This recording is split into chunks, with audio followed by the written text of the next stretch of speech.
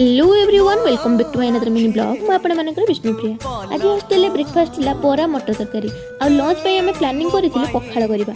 Hostel रहिले जना पड़े पखाळ केवल खाद्य नुहे यह हमर गोटे इमोशन घरे कथा मन पकाए माँ को हाथर स्वाद को मन पकाए आ सांग मान सब खाइले यार मजा किसी डबल हो जाए। काली किए केउठी थिबो जना ना किंतु एई पखाळ फेस्ट एई हस खुशी खाइबा एई सब मेमोरीज सब बेले मन रही जिवो।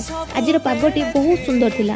हठात मो आखि पड़गला झरका पटे देखा पाइली जे दुई जन माउसी काठ संग्रह कर नहीं जाउछंती हेले सेते बेले एते किछि मुंड को आसी नथिला। मते लागला एटा तांकर काम होइथिबो हेले संध्याटु पाग किछि अलग थिला। बहुत जोरे वर्षा हेउतिला। तापर मने को भाबिली माउसी माने निज पिला छंग पय केमिति भोक उपास न रहिबे सेति पय काठ संग्रह करूथिले। कारण आपण माने जदि कोरापुर रे वर्षा कथा जानिथिबे ताले कमेंट रे करिवे एटिकार वर्षा कथा केमितिका। आउ मु एई पागरे चा और पास्ता खाइकी मो वीडियो को एंड करूछि। जदि वीडियो भल लागितो लाइक शेयर कमेंट सब्सक्राइब करिया को भूलिबेनी। रहूछि जय जगन्नाथ।